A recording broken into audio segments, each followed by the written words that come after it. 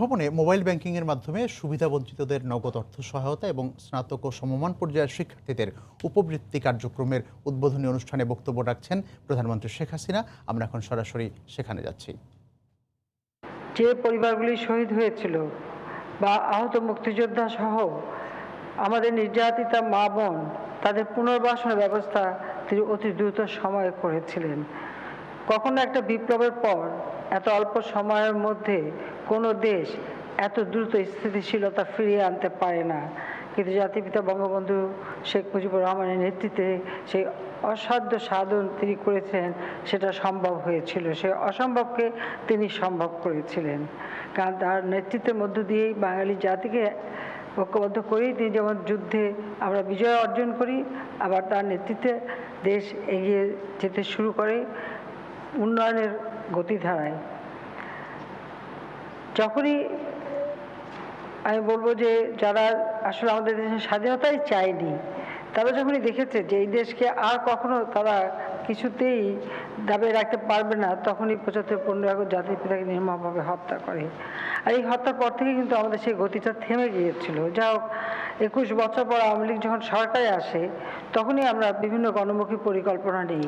বিশেষ করে আমাদের দেশের একেবারে নিম্ন স্তরে মানুষগুলি যারা পড়েছিল, যাদের কোনো খবরই কেউ রাখতো না, যারা ক্ষুধার্ত, যারা শোষিত, যারা বঞ্চিত, যারা একবেলা খেতে পায় না, দুর্ভিক্ষ লেগে থাকতো, মঙ্গা লেগে থাকতো, মানুষ ক্ষুধার জ্বালায় ভিক্ষা বৃত্তি ছাড়া আর কোনো পথ তাদের ছিল না, লেখাপড়ার সুযোগ ছিল না, স্বাস্থ্যসেবার সুযোগ ছিল না।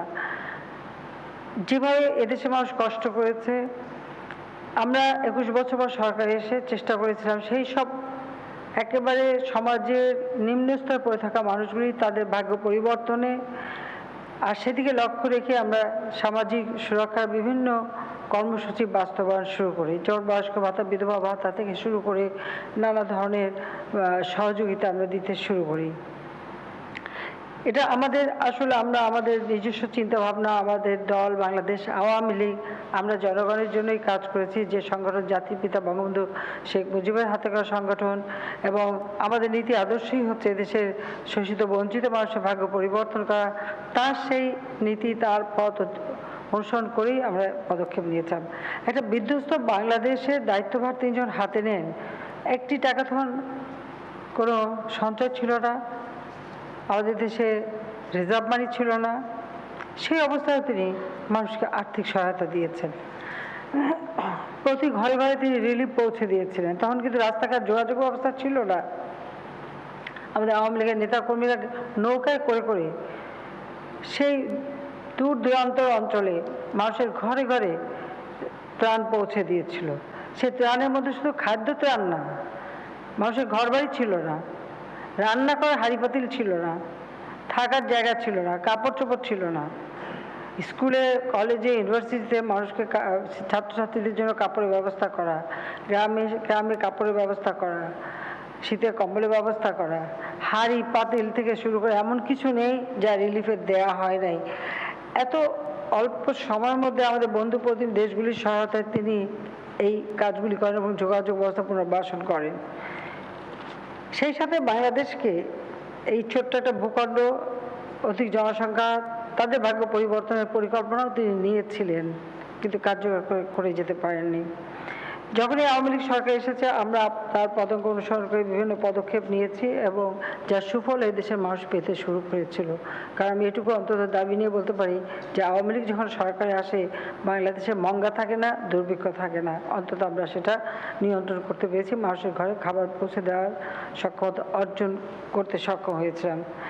এবারে ২০০৮-এ যখন আমরা নির্বাচনে জয়ী হই এবং দ্বিতীয়বার সরকার আসি, তখন থেকে আমরা আরও ব্যাপকভাবে কাজ শুরু করি এবং বাংলাদেশ এগিয়ে যাচ্ছিল। আমাদের প্রবৃদ্ধি আপনারা কিছুক্ষণ আগে দেখেছেন যে সর্বোচ্চ প্রবৃদ্ধি ৮.১৫ আমরা অর্জন করেছিলাম। আমাদের লক্ষ্য ছিল আমরা আরও আগে যাব। দারিদ্র্য সীমা আমরা ২০.৫ ভাগে নামিয়ে এনেছিলাম, যা প্রায় 41 ভাগ ছিল, সেখান থেকে আমরা কমিয়ে দিয়েছিলাম। আমাদের টার্গেট, আমার লক্ষ্য ছিল, আমরা মুজিব বর্ষ উদযাপন করছি 2020 সাল, আর 2021 সালে স্বাধীনতার সুবর্ণ জয়ন্তী। কাজে এই বছরের মধ্যেই আমরা আমাদের এই দারিদ্র্যের সীমা আরও কয়েক ভাগ আমরা কমিয়ে নিয়ে আসব। কিন্তু আমাদের দুর্ভাগ্য যে আমরা যখন আমাদের সেই পরিকল্পনা নিয়ে এগিয়ে যাচ্ছি তখন আসলে এমন একটা মানে অদৃশ্য একটা শক্তির প্রভাব এবং তার আঘাত, যেটা কেউ চোখে দেখে না, জানে না, কিন্তু তার ফলে আজকে সমগ্র বিশ্ব একেবারে স্থবির হয়ে গেছে। অর্থনৈতিকভাবেই শুধু না, অর্থনৈতিকভাবে, সামাজিকভাবে, সবভাবেই আজকে সারা বিশ্ব আক্রান্ত এবং হাজার হাজার মানুষও মারা গেছে। এমনকি আমার দেশেও অনেকে মৃত্যুবরণ করেছে। আমাদের প্রায় 250-র মতো লোক এ পর্যন্ত মৃত্যুবরণ করেছে। কিন্তু পৃথিবীর উন্নত দেশগুলিতে, যেখানে দিনে হাজার হাজার মানুষ এই করোনা ভাইরাসের কারণে মৃত্যুবরণ করেছে, যারা মৃত্যুবরণ করেছে আমি তাদের আত্মার শান্তি এবং মাগফিরাত কামনা করছি। সন্তপ্ত পরিবারের প্রতি আমার সমবেদনা জানাচ্ছি। তবে শুধু বলবো যে এই যে একটা অদৃশ্য শক্তির হঠাৎ আক্রমণ, যার ফলাফল আজকে সারা বিশ্ববাসী কিন্তু ভোগ করছে, সকলেই কিন্তু আজকে বিপর্যস্ত। এই অবস্থায় বাংলাদেশে আমাদের ভূখণ্ডের দিক থেকে আমরা ছোট, কিন্তু জনসংখ্যার দিক থেকে অনেক বেশি। সে অবস্থা আমাদের দেশের মানুষের কিভাবে তাদের খাদ্যের নিরাপত্তা, তাদের জীবন মান নিশ্চিত রাখা, তাদের জীবনটাকে সচল রাখা, অর্থনীতিটাকে গতিশীল রাখা আমরা কিভাবে করতে পারি, সেই চিন্তাটাই সবসময় আমাদের মাঝে রয়েছে। আমরা শুরু থেকে বিভিন্ন পদক্ষেপ নিয়েছি বলেই হয়তো আমরা অন্যান্য দেশ যেভাবে মানে মৃত্যুর ঘটনা ঘটেছে বা আক্রান্ত হয়েছে, আমরা সেটা কিন্তু অনেক নিয়ন্ত্রণে রাখতে পেরেছি। তবে কতদিন একটা মানুষকে আমরা আটকে রাখতে পারি? মানুষের জীবনের প্রয়োজনটা অনেক বেশি, মানুষের ক্ষতি হবে, মৃত্যু হবে সেই চিন্তা করে তাদের যতই আমরা আটকে রাখি না কেন, ক্ষুধার জ্বালাটা তার থেকে অনেক বেশি। মানুষের পেটে ক্ষুধার অন্ন যোগাতে হবে, তাদের কর্মসংস্থানের ব্যবস্থা করতে হবে, তাদের চিকিৎসার ব্যবস্থা করতে হবে, তাদের জীবনমান চলমান রাখতে হবে।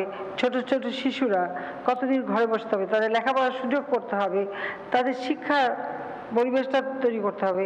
কিন্তু আমি আগে বলছি, এমন একটা অদৃশ্য শক্তি, এই শক্তি মোকাবেলা কিন্তু কোনো বিশ্বই পাচ্ছে না। যত শক্তিধর দেশ হোক, যত অস্ত্রের দিক থেকে শক্তি, অর্থের দিক থেকে শক্তি, এরকম বহু শক্তিধর দেশ ইতিপূর্বে আমরা দেখেছি। কিন্তু এই করোনা ভাইরাস বা কোভিড-19 এমন এক শক্তি নিয়ে এসেছে যেখানে সব শক্তি পর্যদস্ত হয়ে গেছে। এদের কাছে সকলকেই সারেন্ডার করতে হয়েছে। সেটাই হলো সব থেকে এক দুর্ভাগ্য বিশ্বের জন্য। তবে লাভবান হয়েছে প্রকৃতি। যেখানে বিশ্ব জলবায়ু পরিবর্তনের ফলে যে পরিবেশ নষ্ট হচ্ছিল, প্রতিবেশ নষ্ট হচ্ছিল, যেটা নিয়ে নানা চিন্তা ভাবনা অনেক কিছু হচ্ছিল, কিন্তু আমরা দেখতে পাচ্ছি যখন এই করোনা প্রভাবে আজকে জীবনযাত্রা সম্পূর্ণ অচল, তখন প্রকৃতি কিন্তু তার আপন গতিতে হেসে খেলে উঠছে। এটাই একটা অদ্ভুত ব্যাপার ঘটে গেছে সারা বিশ্বে। এই ঘটনা কিন্তু পৃথিবীর কোথাও আর কখনো কোনোদিন ঘটেনি। এর পূর্বে আমরা অনেক বিশ্বযুদ্ধ কাহিনী জানি বা অনেক ধরনের মহামারীর কাহিনী জানি, দুর্ভিক্ষের কাহিনী জানি, কিন্তু এবারের বিষয়টা কিন্তু সম্পূর্ণ একটু ভিন্ন ধর্মী। এই অবস্থার মধ্যেও বাংলাদেশের মানুষের জন্য আমরা কি করতে পারি? আমাদের দুর্ভাগ্য যে আমাদের প্রবাসে প্রায় 450-র উপর বাঙালি মৃত্যুবরণ করেছে। এটা অত্যন্ত দুঃখের বিষয়। আমাদের দেশে আমার মানুষকে সুরক্ষিত রাখার জন্য অনেক চেষ্টা করে যাচ্ছি, আমার মানুষকে আহ্বান জানাচ্ছি এবং আমি ধন্যবাদ জানাই তারা আমাদের আহ্বানে সাড়া দিচ্ছেন এবং সেভাবে তারা মেনে চলছেন। এবং আমি আবারও বলবো যে আমাদের স্বাস্থ্য অধিদপ্তর থেকে স্বাস্থ্য সুরক্ষা করবার জন্য যে নির্দেশনাগুলি দেওয়া হচ্ছে সেগুলি সবাই মেনে চলবেন, সেটাই আমরা চাই। পাশাপাশি জীবন তো কখনো অচল হয়ে থাকতে পারে না, যে কারণে এখন রোজার মাস, অনেকেরই একটু জীবন জীবিকার প্রয়োজন রয়েছে, সেজন্য আমরা কিছু কিছু ক্ষেত্রে শিথিল করেছি। আমাদের স্বাস্থ্যকর্মীরা, ডাক্তার, নার্স, অন্যান্য স্বাস্থ্যকর্মী, আমাদের আইন শৃঙ্খলা রক্ষাকারী সংস্থা, পুলিশ বাহিনী সহ অন্যান্য বাহিনীগুলি, আমাদের সশস্ত্র বাহিনী, আমাদের অন্যান্য যারা আমাদের প্রশাসনের কর্মকর্তা, প্রত্যেকে কিন্তু দিন রাত অক্লান্ত পরিশ্রম করে যাচ্ছেন মানুষের সেবা করতে। আর এই সেবা করতে গিয়ে অনেকে জীবনও দিয়েছে, অনেকে অসুস্থ হয়ে পড়ছেন। যারা অসুস্থ হয়ে পড়েছেন তারা দ্রুত আরোগ্য লাভ করুক, যারা জীবন দিয়েছেন তাদের আমি আত্মার মাগফিরাত কামনা করি, কিন্তু তারা জাতির জন্য জীবন দিয়েছে। আজকে আমাদের চেষ্টা করতে হবে যে আমরা যারা আমাদের বিত্তশালী আছে এবং সকলে কিন্তু পথে নেমেছে, সাহায্য করছে, তারপর আমি বলবো যে আরও বেশি অন্তত যাদের সামর্থ্য আছে তারা আপনার আশেপাশে কেউ যদি দরিদ্র থাকে তাদের পাশে দাঁড়ান, সাহায্য করেন। আমি ধন্যবাদ জানাই আমাদের যে ফসল তোলার সময় যে সমস্যাটা ছিল, কারণ যোগাযোগ ব্যবস্থা সম্পূর্ণ বন্ধ।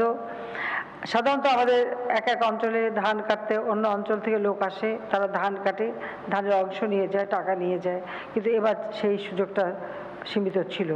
তারপরে যখন আমরা এই ব্যাপারে উদ্যোগ নিলাম, আমাদের প্রশাসন এবং আইন শৃঙ্খলা রক্ষাকারী যথেষ্ট ব্যবস্থা নিল, যারা ধান কাটতে চাইল তাদেরকে জায়গায় জায়গায় পৌঁছে দিল, কিন্তু সেখানেও কিন্তু লোকবলের অভাব ছিল। আমি প্রথমে আমাদের ছাত্রলীগকে আহ্বান জানালাম যে যেখানে আছে যার নিজের এলাকা সব জায়গায় তাদের নামতে হবে এবং ধান কাটায় কৃষকের পাশে দাঁড়াতে হবে। মনে রাখতে হবে এই ধান থেকেই কিন্তু চাল হয়, আর এই চাল থেকে কিন্তু ভাত হয়, আর সেই ভাত খেয়ে আমরা বাঁচি, আমাদের মূল খাদ্য। কাজে সেই কাজ করতে লজ্জার কিছু নেই বা গর্বের বিষয় যে আমরা যেটা খেয়ে জীবন বাঁচাই সেই জায়গাটায় আমরা শ্রম দেব না, এই দৈন্যতাটা যেন কারো মনে না থাকে।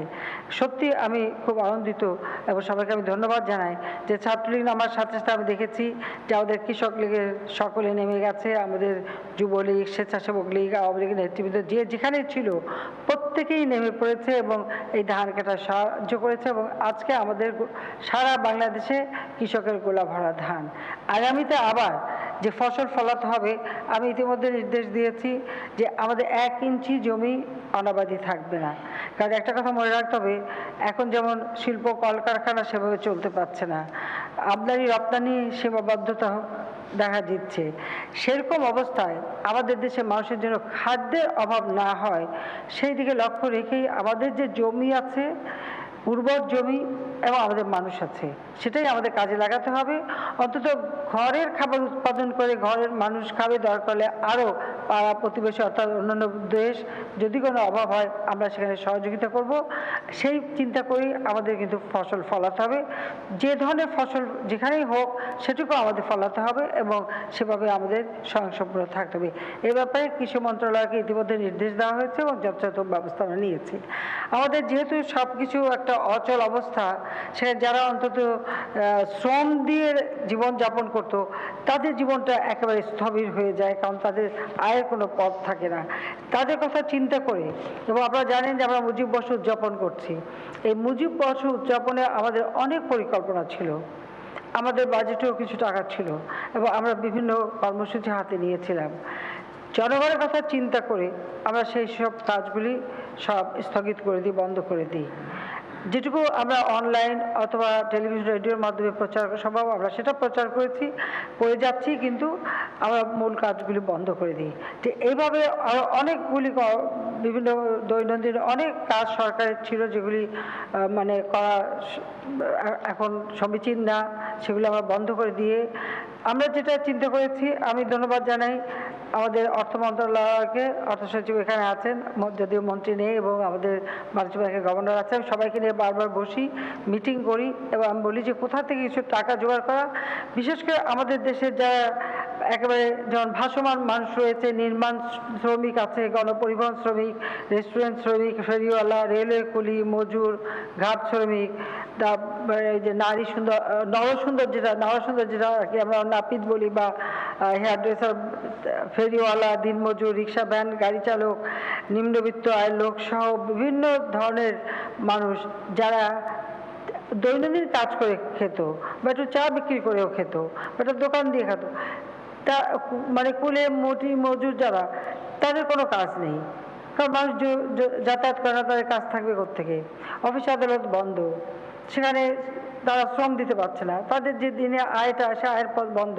তো তাদেরকে কীভাবে এই রমজান মাসে আমরা একটু সাহায্য করতে পারি, তো সেইভাবে অনেক হিসেব নিকেশ করে আমরা কিছু অর্থ সাশ্রয় করার চেষ্টা করেছি, কিছু অর্থ আমরা ইতিমধ্যে ব্যবস্থা করেছি এবং সেই লক্ষ্য নিয়েই আমরা ইতিমধ্যে প্রায় প্রতিজন আমরা আরও 50 লক্ষ মানুষকে আমরা সাহায্য দেবো। ইতিমধ্যে আপনারা জানেন যে আমরা 50 লক্ষ মানুষকে কার্ড দিয়ে, রেশন কার্ড মাত্র 10 টাকায় তারা চাল কিনতে পারে। আমরা ওএমএস এর মাধ্যমে এই 10 টাকায় চাল কেনার ব্যবস্থা করে দিচ্ছে। তাছাড়া আমাদের সামাজিক যে নিরাপত্তা বেষ্টনী, বয়স্ক ভাতা, বিধবা ভাতা, প্রতিবন্ধী ভাতা, মুক্তিযোদ্ধাদের ভাতা, বিভিন্ন ভাতাগুলি আছে, সে ভাতাগুলি যেমন অব্যাহত থাকছে, ভাতাগুলি আমরা দিচ্ছি, বিভিন্ন সহায়তা আমরা দিচ্ছি, আমরা আমাদের মাতৃত্বকালীন ভাতা দিচ্ছি, মাতৃদুগ্ধদানকারী ভাতা দিচ্ছি, এরকম বিভিন্ন ভাতা, সে ভাতাগুলি আমাদের যেমন চালু থাকবে। তো এদের বাদ দিয়ে এবং ওই 10 টাকায় যাদের রেশন কার্ড তাদের বাদ দিয়ে বাকি যারা রয়ে গেছেন তাদের জন্য কিছু করা, এটাই আমাদের একটা লক্ষ্য ছিল। সেই লক্ষ্য সামনে নিয়েই ইতিমধ্যে আমরা ব্যবস্থা নিচ্ছি। তাছাড়া যারা ভিজিডি, ভিজিএফ এর মাধ্যমে খাদ্যশস্য পান, আমাদের মৎস্যজীবী থেকে শুরু করে সকলেই সেই সহযোগিতাটা সময় সময় পেয়ে থাকেন। তো যারা সহযোগিতা পান তাদের বাইরে যারা এখন রয়ে গেছেন, যারা অন্তত নিজেরা কিছু কাজ করে নিজের জীবন জীবিকা নির্বাহ করতেন, তাদের কথা চিন্তা করেই আমরা তাদেরকে, আমরা যে টাকাটা অন্তত মানে সংগ্রহ করতে পেরেছি, এখানে প্রায় 1200 কোটি টাকা, এই 1200 কোটি টাকা আমরা 2500 টাকা করে একজনকে, অর্থাৎ 2500 টাকা করে জনপ্রতি এককালীন নগদ সহায়তা আমরা দেওয়ার সিদ্ধান্ত নিয়েছি। আর এই টাকাটা দেওয়ার জন্য আমরা কিন্তু কমিটি করেছি, সে কমিটিটা বারবার যাচাই বাছাই করা হয়েছে এবং সেখানে দ্বৈততা পরিবহন করা, অর্থাৎ দ্বৈততা পরিহার করার ব্যবস্থা করেছি। কোনো যারা একবার পান, যাদের নাম আছে তারা নেবেন না, তাদের নাম বাদ যাবে, এই দ্বৈততা থাকবে। যারা পাচ্ছেন তারা পাচ্ছেন, বিজেপি পাচ্ছেন, বিজেপি পাচ্ছেন, বয়স্ক ভাতা পাচ্ছেন, তারা না, তার বাইরে যারা কিছুই পাচ্ছেন না, এই সেই না পাওয়া যারা, তাদের জন্য কিন্তু এই ব্যবস্থাটা। কাজে এই তালিকাটা করার সময় বারবার আমরা অনুরোধ করেছি যে এই বিষয়টা যেন অবশ্যই নজরে থাকে, যে এই দ্বৈততা পরিহার করে দিয়ে তাদের বাইরে যারা, তাদেরকে দেওয়া। অর্থাৎ আমি আগেই বললাম যে আমাদের যারা ভাসমান মানুষ আছে, নির্মাণ শ্রমিক আছে, পরিবহন শ্রমিক আছে, কুলি মজুররা আছে, আমাদের ঘাট শ্রমিক আছে, আমাদের ফেরিওয়ালা আছে, দিনমজুর, রিক্সা ভ্যান গাড়ি চালক থেকে শুরু করে এরকম যারা একেবারে নিম্নবিত্ত আয়ের লোক, তারা যাতে পায়, আমরা তাদের কথা চিন্তা করেছি এবং তাদের তালিকাটাই করা হয়েছে। আর এই তালিকা আমরা যে টাকাটা দেব, এটা কারোর মাধ্যমে না, প্রত্যেকেরই এখন মোবাইল ফোন সকলেরই আছে, এই মোবাইল ফোনের মাধ্যমে সরাসরি টাকাটা সকলের হাতে চলে যাবে। আমরা সেই ব্যবস্থাটাই নিচ্ছি যে মোবাইল ফোনের মাধ্যমে এই টাকা আমরা দিয়ে দিতে চাচ্ছি, যাতে করে মানুষের হাতে সরাসরি টাকাটা পৌঁছে যায়। আমরা এই একদিকে মুজিব বর্ষ, তারপর এখন রমজান মাস, সামনে ঈদ, এইসব বিষয়গুলি চিন্তা ভাবনা করেই আমরা এই সিদ্ধান্তটা নিয়েছি।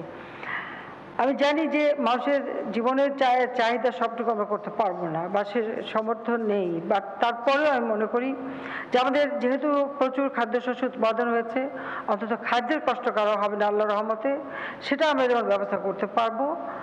কিছু নগদ সাহায্য দেওয়া একান্ত অপরিহার্য, আমরা সেটুকু ব্যবস্থা করছি। সেই সাথে সাথে যারা এখন বেকার আছেন তারা কিন্তু কিছু কাজ করতে পারেন, আপনাদেরও যেখানে জমি জমা আছে একটু কিছু চাষবাস করা, কিছু কাজ করা, নিজেরা উদ্যোক্তা হয়ে একটু কাজ করে নিজের যেমন আর্থিকভাবেও আপনারা দাঁড়াতে পারেন বা অন্য কাজ করেন যেটা দেশের সহায়তা হতে পারে। একেবারে বেকার বসে না থেকে নিজেরা কিছু কিছু কাজ করলে পরে সেটা শারীরিকভাবে মানসিকভাবে শক্তি পাবেন, আর দেশের উপকার হবে, পরিবারের উপকার হবে, সেটাও আপনারা অন্তত করতে পারবেন। সেই দিকে আমি সবাইকে অনুরোধ জানাচ্ছি। এর পাশাপাশি আপনারা জানেন যে শিক্ষাকে আমরা গুরুত্ব দিয়েছি। স্বাধীনতার পরপরই জাতির পিতা একটা শিক্ষা কমিশন গঠন করেছিলেন বিশিষ্ট বৈজ্ঞানিক, তিনি ডক্টর কুদরতে খোদাকে দিয়ে তিনি একটা রিপোর্টও পেশ করেছিলেন, সেটা প্রায় 74 সালের শেষের দিকে। আমাদের দুর্ভাগ্য যে সেটা তিনি বাস্তবায়ন করে যেতে পারেননি। পরবর্তীতে আমরা সরকারে যখন আসি তখন আবার একটা শিক্ষা কমিশন গঠন করে একটা রিপোর্ট তৈরি করি, কিন্তু মাত্র 5 বছর সময় পেয়েছিলাম, বাস্তবায়ন করতে পারিনি। পরবর্তীতে যারা ক্ষমতা এসেছিল সেটা আর তারা কার্যকর করেনি। দ্বিতীয়বার যখন আমরা সরকার এসে তখন আবার আমরা সেই শিক্ষা নীতিমালা প্রণয়ন করি এবং সেটা আমরা বাস্তবায়ন শুরু করেছি। শিক্ষাকে আমরা সব থেকে গুরুত্ব দিয়েছি, তার কারণ আমরা দারিদ্র্যমুক্ত বাংলাদেশ গড়তে হলে আমার একটা শিক্ষিত জাতি দরকার, কিন্তু সেই শিক্ষাটাকে আমরা একেবারে মানুষের দোরগোড়ায় পৌঁছে দেওয়া সেই ব্যবস্থাও আমরা নিয়েছি। পাশাপাশি আমরা যেমন শিক্ষা সহায়তা দিয়ে যাচ্ছি, বিনামূল্যে বই বিতরণ করে যাচ্ছি, একটা প্রি প্রাইমারি থেকে আমরা শিক্ষা দেওয়া শুরু করেছি, প্রি প্রাইমারি থেকে মানে মাধ্যমিক পর্যন্ত আমরা দিচ্ছি। আমাদের মেয়েদের শিক্ষা উচ্চ মাধ্যমিক এবং একবারে 12 ক্লাস পর্যন্ত অবৈতনিক করে দেওয়া হয়েছে।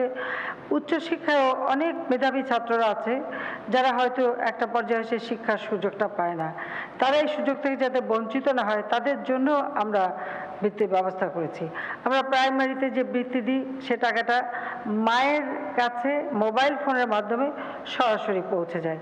প্রায় 2,04,00,000 শিক্ষার্থী সেই প্রাইমারি থেকে নিয়ে মাধ্যমিক পর্যন্ত তারা কিন্তু বৃত্তি পাচ্ছে। এর বাইরেও একটা শিক্ষা সহায়তা ট্রাস্ট ফান্ড আমি প্রধানমন্ত্রীর দপ্তরে আমরা প্রতিষ্ঠা করেছি। এই শিক্ষা সহায়তা ট্রাস্ট ফান্ডের মাধ্যমেও আমরা কিছু শিক্ষা সহায়তা দিয়ে থাকি, যেটা বিশেষ করে আমরা এটা দেই আমাদের উচ্চশিক্ষায় মেধাবী ছাত্রছাত্রী যারা তাদের জন্য।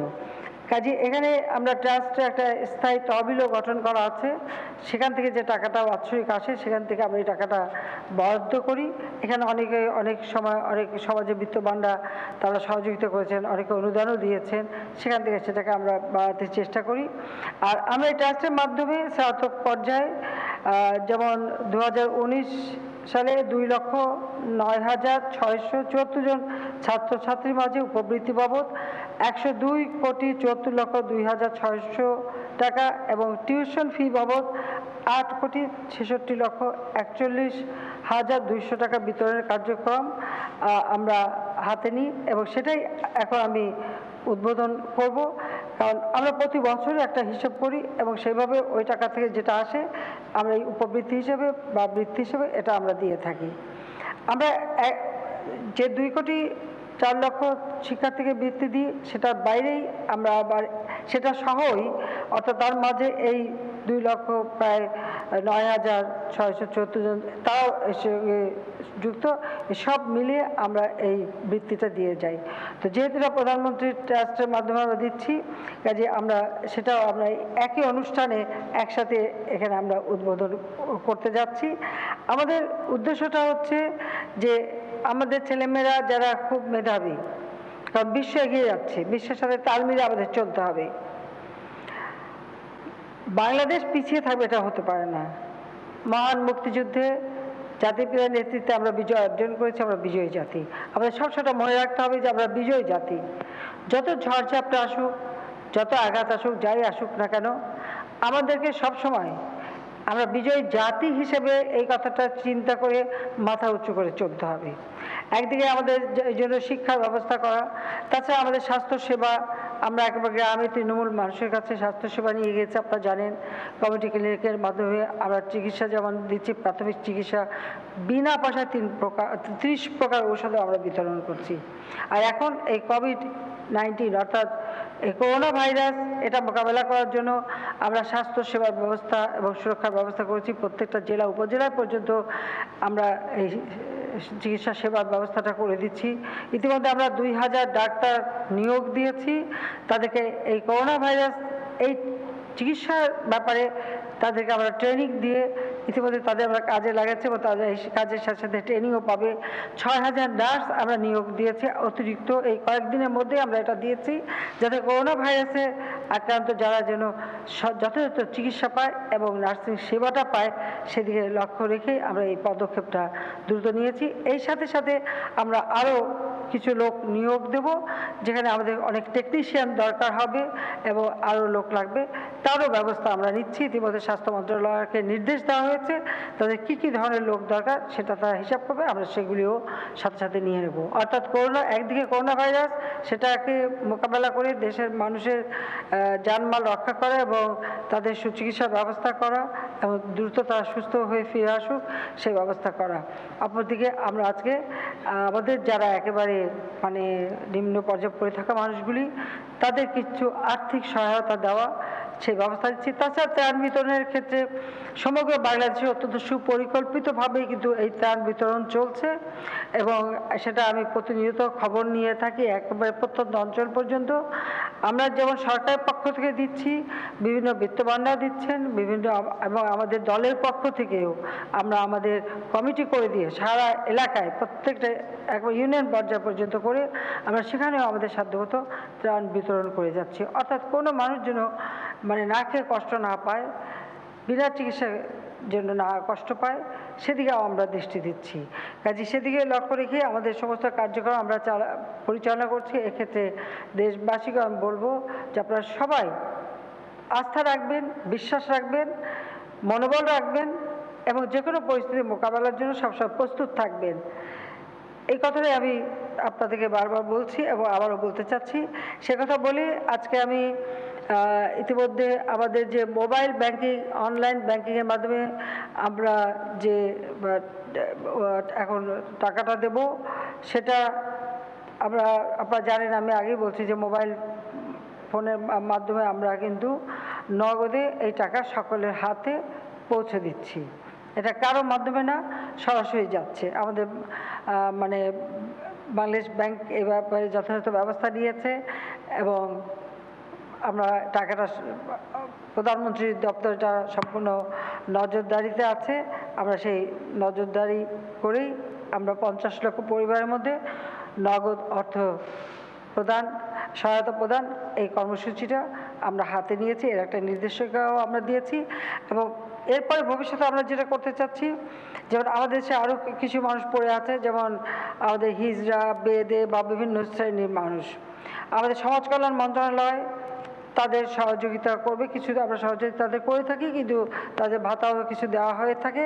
কাজে সেখানেও তাদেরকে দেখা যে তারা যেন যথাযথভাবে কাজের ব্যবস্থা পায় সেটা দেখবে। আমাদের মহিলা ও শিশু মন্ত্রণালয় সে মা এবং শিশুদের কি কি প্রয়োজন, এই করোনা ভাইরাসের সময় তাদের জন্য কি করা যায় সে বিষয়টা তারা দেখবে। এইভাবে প্রত্যেকটা দিকে আমরা দেখব। আরেকটা উদ্যোগ আমরা নিয়েছি, আপনারা জানেন যে আমি যখন প্রথমবার সরকারে আসি, আমাদের যুবক শ্রেণী যারা, তারা যে বেকারত্ব নিয়ে ঘুরে বেড়ায়, এই বেকারত্বের অভিশাপ নিয়ে ঘুরে যাতে না বেড়ায় তার জন্য আমি একটা বিশেষ ব্যাংক তৈরি করে দিয়েছিলাম, কর্মসংস্থান ব্যাংক। সে সময় এই ব্যাংকের থেকে, সেই সময় থেকে এখনও আছে যে বিনা জামানতে একজন যুবক, সে শিক্ষিত হোক আর বেকার হোক বা অশিক্ষিত হোক, যে কোনো একজন যুবক বা তরুণ বা তরুণী, তারা কোনো জামানত ছাড়াই এখান থেকে স্বল্প সুদে তারা 2 লক্ষ টাকা ঋণ নিতে পারবে এবং এই ঋণ নিয়ে তারা নিজেরা ব্যবসা করতে পারবে অথবা যৌথভাবে কয়েকজন বন্ধুবান্ধব মিলে যৌথভাবে তারা ব্যবসা বাণিজ্য করতে পারবে। সেই সুযোগটা সৃষ্টির জন্য এই কর্মসংস্থান ব্যাংক আমি তৈরি করি। এই কর্মসংস্থান ব্যাংকের থেকেও এই ঋণটা আমরা আরও বৃদ্ধি করবার জন্য ইতিমধ্যে এই ব্যাংকে আমরা আরও 2000 কোটি টাকা সেখানে আমানত দেওয়া হয়েছে, তাই না? 2000 দেওয়া হবে। আমরা আরও 2000 কোটি টাকা সেখানে বিশেষ আমানত দিয়ে দেব। ওখান থেকে আমাদের এই যুবক শ্রেণী যাতে বেকার হয়ে ঘুরে না বেড়ায় তার জন্য তারা সেখান থেকে ঋণ নিতে পারবে, নিজেরা ব্যবসা বাণিজ্য করতে পারবে। আমাদের যারা প্রবাসী তারাই কিন্তু আমাদের রেমিটেন্স পাঠায়, কাজে তাদের এই অর্থ প্রেরণ বা তারা যেন ঘরবাড়ি বিক্রি না করে ঋণ নিয়ে বাইরে যেতে পারে, বিদেশে যেতে পারে, তাদের কর্মসংস্থানের জন্য, তার জন্য প্রবাসী কল্যাণ ব্যাংক নামে আমি আরেকটি বিশেষ ব্যাংক প্রতিষ্ঠা করে দিই। সেই ব্যাংকেও আমরা আরও টাকা দেবো। সেখানেও আমরা আরও অতিরিক্ত 500 কোটি, এর আগে আমরা ওখানে প্রায় 400 কোটি টাকা দিয়েছি, আমরা আরও 500 কোটি টাকাও সে ব্যাংকে জমা দিয়ে দিচ্ছি। কারণ আপনারা জানেন যে এখন প্রবাসে কাজের পরিধিতে সীমিত হয়ে গেছে, সেখানেও বহু মানুষ এখন কাজ হারাচ্ছে, অনেকে দেশে ফিরে আসছে। তারা আমার দেশের নাগরিক, তারা ওখানে যে কষ্ট করুক আমি চাই না, সেটা তারা ফিরে আসবে, কিন্তু এখানে এসে তারা যেন কিছু কাজ করে খেতে পারে, তাদের সেই কর্মসংস্থানের ব্যবস্থাটা আমরা করে দিচ্ছি। সেই কারণে আমরা তাদেরকে তারা যাতে এই সুযোগটা পায় সেই জন্য ওই ব্যাংকে আরও 500 কোটি টাকা আমরা দিয়ে দিচ্ছি। পাশাপাশি আমরা পল্লী সঞ্চয় ব্যাংক আছে, সেই ব্যাংকে আপনারা জানেন যে আমার বাড়ি আমার খামার, এই একটা কর্মসূচি নিয়ে দারিদ্র্য বিমোচনের জন্য ব্যাপকভাবে আমরা কাজ করে যাচ্ছি। সেখানেও তাদেরকেও আমরা একটা ব্যাংক তৈরি করে দিয়েছি, কারণ এটা প্রকল্পের মাধ্যমে চলছে। ভবিষ্যতে যেন প্রকল্পে না চলে, যারা এখানে সমিতি করবে বা সমবায় করবে, সমবায় করে নিজের ব্যবসা নিজে চালাতে পারবে, প্রকল্পের থেকে ধীরে ধীরে তারা নিজের পায়ে দাঁড়াবে এবং তাদের সঞ্চয় তাদের ব্যাংকে থাকবে, ব্যাংকের মালিক তারা, ওখান থেকেই তারা টাকা নেবে, ওখান থেকেই তারা তাদের ব্যবসা বাণিজ্য বা কর্মসংস্থানের ব্যবস্থা করবে। সেই কথা চিন্তা করে কিন্তু এই পল্লী সঞ্চয় ব্যাংক আমরা করেছি, সেখানেও আমরা কিন্তু এই ব্যবস্থাটা করেছি। ইতিমধ্যে আপনারা জানেন যে আমাদের অনেক মাদ্রাসায় যেখানে এতিমখানা আছে, একেবারে এতিম, যাদের কোথাও যাবার কেউ নেই, তারা খুব একটা কষ্টের মধ্যে দিয়ে ছিল। আমরা তাদের কথা চিন্তা করে ইতিমধ্যে প্রায় ৬,৮৬৫টি কওমি মাদ্রাসা যেখানে এতিমখানা, সেখানে আমরা আর্থিক সহায়তা দিয়েছি। প্রত্যেকটা এসে এখানে প্রায় ১০ কোটির কাছাকাছি টাকা আমরা ব্যয় করেছি। এতিমে যে কোন মাদ্রাসা মানে সেখানে কতজন এতিম আছে আমরা হিসেব নিয়েছি, সেই হিসেব অনুযায়ী প্রত্যেক মাদ্রাসায় কিন্তু আমরা টাকা পাঠিয়ে দিয়েছি। প্রায় ৬,৮৬৫টি কওমি মাদ্রাসা যেখানে এতিমখানা আছে, যে এতিমদের বাবা মা নাই, কোথাও যাওয়ার জায়গা নেই, ওখানেই পড়ে আছে, তাদেরকে আর্থিক সহায়তা ইতিমধ্যে আমরা দিয়ে দিয়েছি। আর দ্বিতীয় পর্যায়ে আমরা আরও ৭,০০০ কওমি মাদ্রাসাকে ঈদের আগে আর্থিক সহায়তা প্রদান করব এবং সেই পদক্ষেপও আমি নিয়েছি। এভাবে বিভিন্ন জায়গায় যেখানে যারা এতিম এসি যারাই আছে পড়ে, কোনো শ্রেণীর জন্য অবহেলিত না থাকে সেদিকে লক্ষ্য রেখে আমরা ব্যবস্থা নিচ্ছি। আর তাছাড়া আমাদের সারা বাংলাদেশের বিভিন্ন মসজিদ, আপনারা জানেন ইমাম মুয়াজ্জিন সহ ওখানে যারা থাকেন, সাধারণত এই রমজান মাসে সবাই এখানে যায়, তারাবি নামাজ টামাজ পড়ে, সেখানে মসজিদে একটা ভালো ইনকাম হয়। অবশ্য এখনও সব মসজিদে যারা মসজিদ কমিটি আছে তারা সহায়তা দিয়ে যাচ্ছে, বিত্তশালীরা দান করে যাচ্ছে, সেটা আমি জানি, সেই খবরটা আমরা রাখি। তারপরেও আমি মনে করি যে আমাদের একটা দায়িত্ব আছে। আমি ইতিমধ্যে একটা তালিকা করতে বলে দিয়েছি যে আমি সকল মসজিদে আমার এই ঈদ উপলক্ষে বা রমজান উপলক্ষে আমি কিছু আর্থিক সহায়তা দেব, সে তালিকাটাও আমরা করে দিচ্ছি এবং সেটাও আমরা দিয়ে দেব। এই কারণে আমরা দিচ্ছি। তাছাড়া আপনারা জানেন যে আমাদের প্রত্যেকটা এলাকায় সব জায়গায় মানুষের কষ্টটা দূর করা, এটাই আমার লক্ষ্য। আমি সেটাই চাই যে আমি হয়তো এত মানুষ হয়তো অনেক বেশি দিতে পারবো না, কিন্তু কিঞ্চিত পরিমাণ দিলেও যেন আমি দিতে পারি, কেউ যেন বঞ্চিত না হয় এবং সবাইকে যেন কিছু সহযোগিতা করতে পারি, সেই চিন্তা করি আমরা এই পদক্ষেপগুলি নিচ্ছি। কাজে আমি সবাইকে আন্তরিক ধন্যবাদ জানাই এই দীর্ঘ সময় আমার বক্তব্য শোনার জন্য। আমি জানি রোজা মুখে বক্তব্য দেওয়াও কষ্টকর আর শোনা আরও কষ্টকর। যাই হোক, আমরা দেশকে এগিয়ে নিয়ে যাচ্ছি, এগিয়ে নিয়ে যাব। আমি এই মুজিব বর্ষ উপলক্ষে যেহেতু আমরা আমাদের সমস্ত কর্মসূচি বাস্তবায়ন করতে পারলাম না, কাজে আমাদের যা যা টাকা পয়সা যেখানে যাচ্ছিল সেগুলি আমরা চিন্তা ভাবনা করে নিয়ে আমরা সেখান থেকে যেগুলি সাশ্রয় করতে পারছি সেগুলি আমরা এই অসহায় মানুষগুলি, যাদের জন্য আমার বাবা সারা জীবন কষ্ট করেছেন, তাদেরকেই আমরা এই মানে আমি বলবো সহায়তাটা দিয়ে যাচ্ছি। তা আমি আর কিছু না বলে এটা প্রথমেই, যেমন করোনা ভাইরাস পরিস্থিতি মোকাবেলার জন্য ব্যাংকিং পরিষেবার মাধ্যমে 50 লাখ ক্ষতিগ্রস্ত মানুষের মাঝে যে আর্থিক সহায়তা, নগদ অর্থ প্রেরণ, এটা এই ভিডিও কনফারেন্সিংয়ের মাধ্যমে আমি শুভ উদ্বোধন ঘোষণা করছি। কোথায়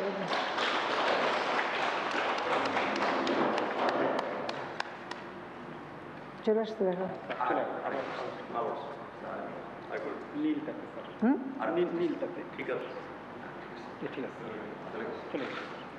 চলে গেছে, টাকা চলে গেল। হ্যাঁ, গুড। তারপরে শিক্ষা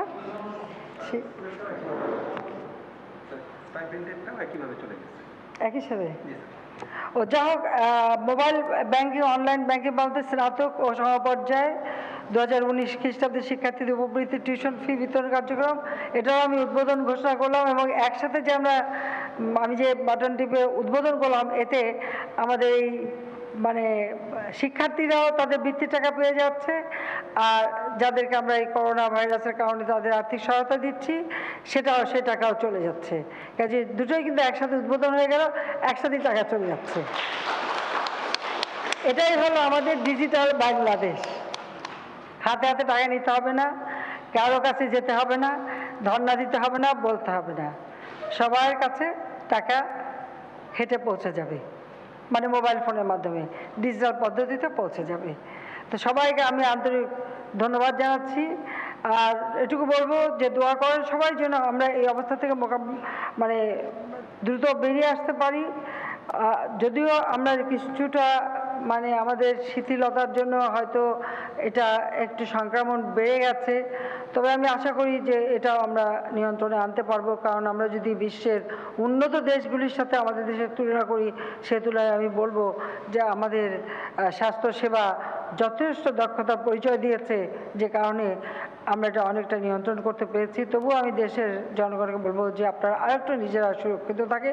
তো আমি এটা বলবো না যে সারাক্ষণ মাস্ক পরে থাকা, কারণ আপনাদের কিন্তু অক্সিজেন নিতে হবে, নিঃশ্বাস প্রশ্বাস নিতে হবে। কারোর সঙ্গে কথা বলার সময় বা যখন জনসমাগমে যাবেন বা বাজার হাটে যাবেন তখন পড়েন, কিন্তু যখন এমনি থাকবেন তখন কিন্তু এটা পড়বেন না, কারণ এটা কিন্তু অনেক সময় লাংসে ক্ষতি করে, কারণ আপনার অক্সিজেনটা আসে না। আমাদের শিক্ষামন্ত্রী তো ডাক্তার, সে তো এখানে বসেই আছে, সে তো বলতেও পারে এই ব্যাপারে যে সারাক্ষণ এটা বসে থাকা স্বাস্থ্যের জন্য মোটেই সুরক্ষিত না। কাজে এটা সবাইকেই আমি এটা বলবো। হ্যাঁ, শুধু সংক্রামিত যাতে না হয়, অর্থাৎ কারোর সাথে কথা বলতে গেলে হাঁচি কাশি শ্বাস প্রশ্বাসের মাধ্যমে একজনের কাছ থেকে একজনের জন্য সংক্রামিত না হয়, ওটা আপনাকে দেখতে হবে। আর এমনি সময় সবসময় বা অফিসে কাজ করা বা যখন আপনি নিজে কাজ করছেন তখন পরে থাকতে হবে, সেটা কিন্তু না। আর এটা মাস্ক পরতে হবে, গ্লোভসও পরতে হবে, কিন্তু সেটা মানে যেটা সহজে শ্বাস প্রশ্বাস নেওয়া যায় সেটা। অনেকে আমি জানি যে সেই কি ওটাকে বলে যেটা খুব বেশি নিয়ে তোলপাড়, N95 কিন্তু সাধারণ মানুষের পড়ার জন্য না, এটা ডাক্তার নার্স বা যারা করোনা ভাইরাস রোগীকে সেবা দেবে তাদের জন্য, এটা শুধু তাদের জন্য। এটা সাধারণভাবে পড়া বা ব্যবহার করার কোনো যৌক্তিকতা নাই বা প্রয়োজনও নাই। ঘরে তৈরি করেও মাস্ক পরা যায়, অর্থাৎ আপনি আপনার শ্বাস প্রশ্বাসটা অন্যের কাছে যেন না যায়, অন্যটা যেন আপনার কাছে না আসে, সেইটা সুরক্ষিত করার জন্য পড়া। আর ওটা হচ্ছে চিকিৎসা যারা দেবে, হয় অপারেশন থিয়েটারে থাকবে, আইসিইউতে থাকবে বা হাসপাতালে রুগীর পাশে থাকবে বা রুগী দেখবে, রুগী পরীক্ষা করবে, সেই ক্ষেত্রে তাদের পড়তে হবে। অর্থাৎ হাসপাতাল রুগী সেবা যারা দেবে তাদের এটা পড়তে হবে, বা ঘরেও যারা রুগী সেবা দেবে তারা, কিন্তু এমনি সাধারণভাবে কিন্তু সেটা পড়ার কোনো প্রয়োজনীয়তাই নাই। কাজে এটা পড়ে অযথা নষ্ট না করে এটা হাসপাতালে পাঠিয়ে দেওয়াটাই ভালো। একটা নোটও পাঠিয়েছি ভাই। যে আমি এটুকু বলে সবাইকে আন্তরিক ধন্যবাদ জানাচ্ছি। ইনশাআল্লাহ এই অবস্থা থেকে আমরা মুক্তি পাবো। আর আমি আশা করি আমার সাধ্যমতো যতটুকু সম্ভব, আমি জানি যে এটা কিছুই না, তারপরেও যেটুকু দিতে পেরেছি একটু হলেও মানুষের কাজে লাগবে বলে আমি আশা করি। দোয়া করবেন যেন এভাবে দিয়ে যেতে পারি। গোলা ভরা ধান, পুকুর ভরা মাছ আর খেতে মানে তরি তরকারি ফল ফলালি যেন আরও ব্যাপকভাবে হয়, আমাদের দেশের মানুষ যেন খেয়ে পরে দুধে ভাতে বাঙালি যেন ভালো থাকে, সেই দোয়া করে সবাইকে আন্তরিক ধন্যবাদ জানিয়ে বক্তব্য শেষ করছি। জয় বাংলা, জয় বঙ্গবন্ধু, বাংলাদেশ চিরজীবী হোক। ধন্যবাদ মাননীয় প্রধানমন্ত্রী।